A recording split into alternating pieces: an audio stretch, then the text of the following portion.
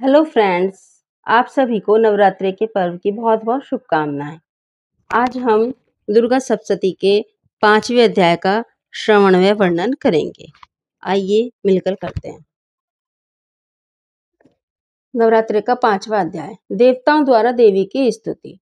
चंडमुंड के मुख से अंबिका के रूप की प्रशंसा सुनकर शुंभ का उनके पास दूत भेजना और दूत का निराश लौटना विनियोग।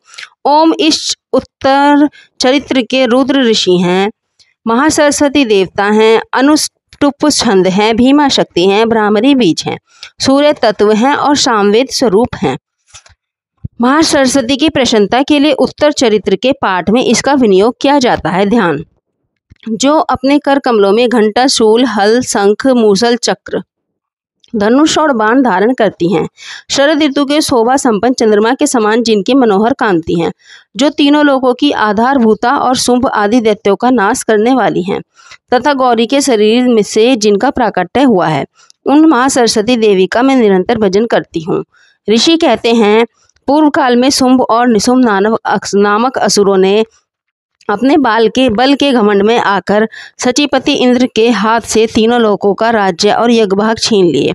वे ही दोनों सूर्य, चंद्रमा, कुबेर, यम और वरुण के अधिकार का भी उपयोग करने लगे। वायु और अग्नि का कार्य भी वे ही करने लगे। उन दोनों ने सब देवताओं को अपमानित, राज्य भ्रष्ट, पराजित और अधिकारहीन करके स्वर्ग से निकाल दिया। उन दोनों महान असुरों से तिरस्कृत देवताओं ने अपराजिता देवी का स्मरण किया और सोचा, जगदम्बा ने हम लोगों को वर दिया था कि आपत्ति काल में स्मरण करने पर मैं तुम्हारी सब आपत्तियों का तत्काल नाश कर दूंगी। यह विचार कर देवता गिरिराज हिमालय पर गए और वहां भगवती विष्णु माया की स्तुति करने लगे।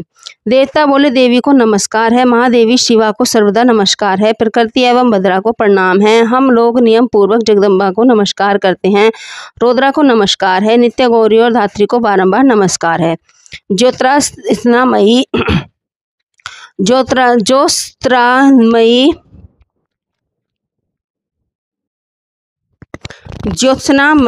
चंद्र रूपिणी एवं सुख स्वरूपा देवी को सतत प्रणाम है। शरणागतों का कल्याण करने वाली वृद्धि एवं सिद्धि रूपा देवी को हम बारंबार नमस्कार करते हैं। नैरतई राजाओं की लक्ष्मी तथा सारवाणी स्वरूपा आप जगदम्बा को बार बार नमस्कार है। दुर्गा, दुर्ग पारा, सारा, सर्वकारिणी, ख्याति, कृष्णा और धूम्रा देवी को सर्वदा नमस्कार है।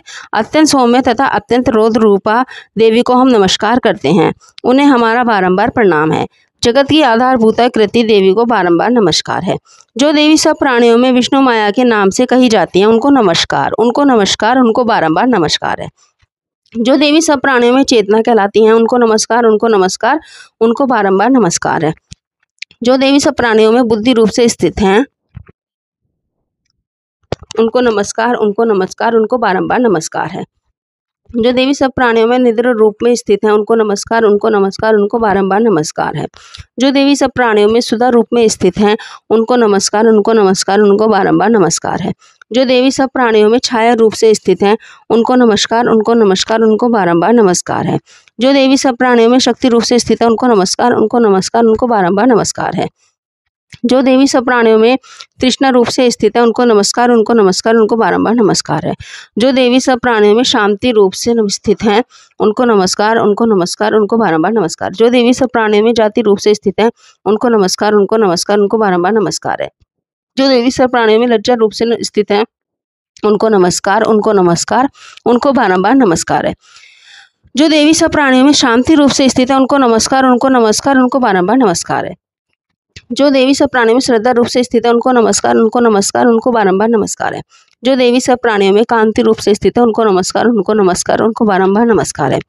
जो देवी सब प्राणियों में लक्ष्मी रूप से स्थित हैं, उनको नमस्कार, उनको नमस्कार, उनको बारंबार नमस्कार है।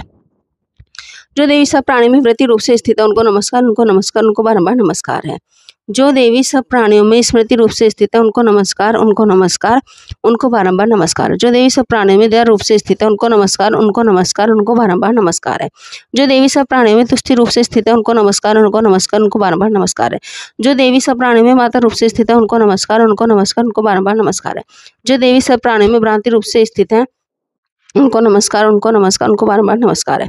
जो जीवों के इंद्रिय वर्ग के अधिष्ठात्री देवी एवं सब प्राणियों में सदा व्याप्त रहने वाली उन व्याप्ति देवी को बारंबार नमस्कार है। जो देवी चैतन्य रूप से इस संपूर्ण जगत को व्याप्त करके स्थित है, उनको नमस्कार, उनको नमस्कार, उनको बारंबार नमस्कार है।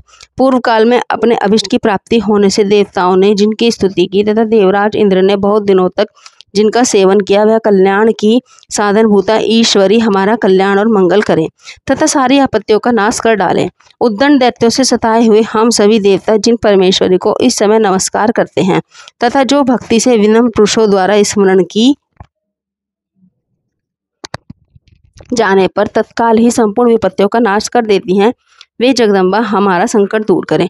ऋषि कहते हैं, राजन, इस प्रकार जब देवता स्तुति कर रहे थे उस समय पार्वती देवी गंगा जी के जल में स्नान करने के लिए वहां आई। उन सुंदर भौहों वाली भगवती ने देवताओं से पूछा, आप लोग यहाँ किसकी स्तुति करते हैं? तब उन्हीं के शरीर कोश से प्रकट हुई यहाँ शिवा देवी बोली, शुंभ दैत्य से तिरस्कृत और युद्ध में निशुंभ से पराजित हो यहाँ एकत्रित हुए ये समस्त देवता यह मेरी ही स्तुति कर रहे हैं।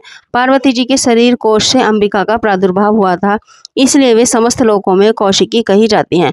कौशिकी के प्रकट होने के बाद पार्वती देवी का शरीर काले रंग का हो गया, अतः वह हिमालय पर रहने वाली कालिका देवी के नाम से विख्यात हुई।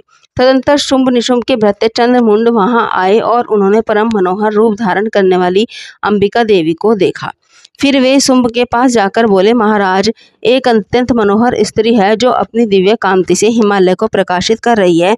वैसा उत्तम रूप कहीं किसी ने भी नहीं देखा होगा। असुरेश्वर, पता लगाइए वह देवी कौन है और उसे ले लीजिए।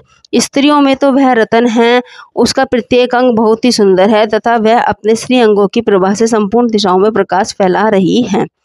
देव दैत्यराज, अभी वह हिमालय पर ही मौजूद है, आप उसे देख सकते हैं। प्रभु, तीनों लोकों में मणि, हाथी और घोड़े आदि जितने भी रतन हैं वे सब इस समय आपके घर में शोभा पाते हैं। हाथियों में रतनभूत ऐरावत या पारिजात का वृक्ष और यह उच्च श्रवा घोड़ा, यह सब आपने इंद्र से ले लिया है। हंसों से जुता हुआ यह विमान भी आपके आंगन में शोभा पाता है। यह रतनभूत अद्भुत विमान जो पहले ब्रह्मा जी के पास था, अब आपके यहाँ लाया गया है। यह महापद्म नामक निधि आप कुबेर से छीन लाए हैं। समुद्र ने भी आपको कुंजलकिनी नाम की माला भेंट की है जो केसरों से सुशोभित है और जिसके कमल कभी कुमलाते नहीं हैं। स्वर्ण की वर्षा करने वाला वरुण का छत्र भी आपके घर में शोभा पाता है तथा यह श्रेष्ठ रथ जो पहले प्रजापति के अधिकार में था, अब आपके पास मौजूद है।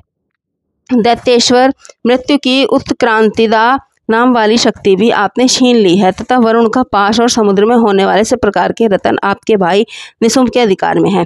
अग्नि ने भी स्वतः शुद्ध किए हुए 2 वस्त्र आपकी सेवा में अर्पित किए हैं।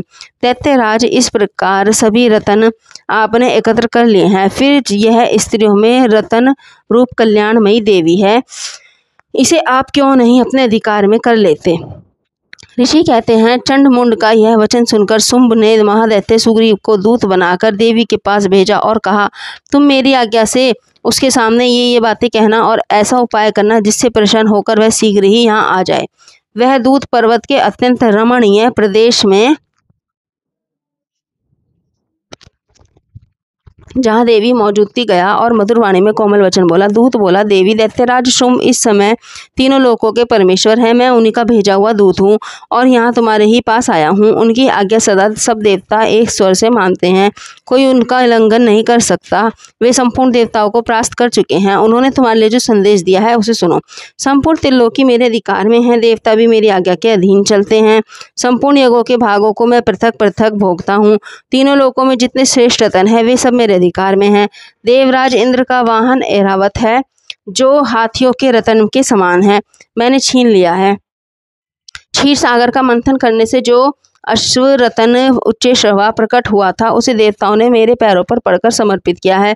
सुंदरी, उनके सिवा और भी जितने रतन भूत पदार्थ देवताओं, गंधर्वों और नागों के पास थे वे सब मेरे ही पास आ गए हैं। देवी, हम लोग तुम्हें संसार की स्त्रियों में रतन मानते हैं, अतः तुम हमारे पास आ जाओ क्योंकि रत्नों का उपभोग करने वाले हम ही हैं।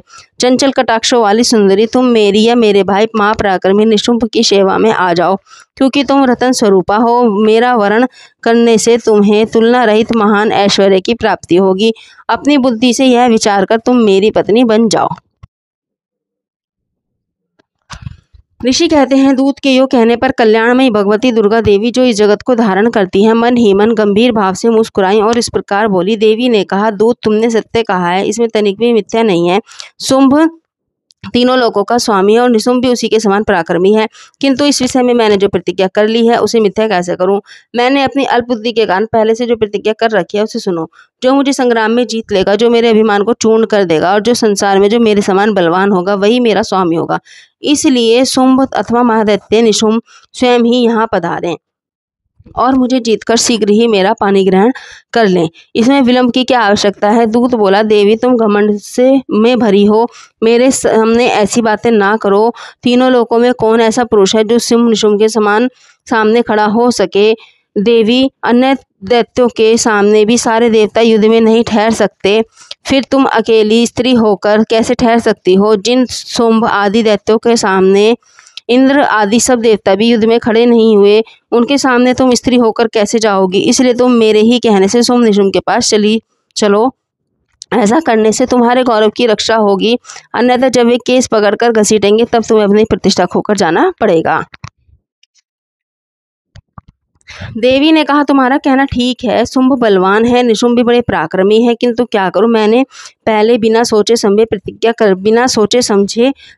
कर ली है, अतः अब तुम जाओ। मैंने तुमसे जो कुछ कहा है वह सब दैत्यराज से आदरपूर्वक कहना, फिर वे जो उचित जान पड़े करे। इस प्रकार से मार्कंडेय पुराण में सार्वजनिक मनवंतर की कथा के अंतर्गत देवी महात्म्य में देवी दूत संवाद नामक 5वां अध्याय पूरा। बोलिए श्री नौ दुर्गे की जय हो। नवरात्रि के 5वें दिन स्कंद माता देवी की जय हो। फ्रेंड्स, अगर आप सभी को मेरी ये वीडियो पसंद आती है तो आप हमारी वीडियो को लाइक करें और हमारे चैनल को सब्सक्राइब करें। सर्व मंगल मांगल्ये शिवे सर्वार्थ साधिके शरण्ये त्र्यंबके देवी नारायणी नमस्तुते। या देवी सर्वभूतेषु बुद्धिरूपेण संस्थिता नमस्तस्यै नमस्तस्यै नमस्तस्यै नमो नमः। जय माता की।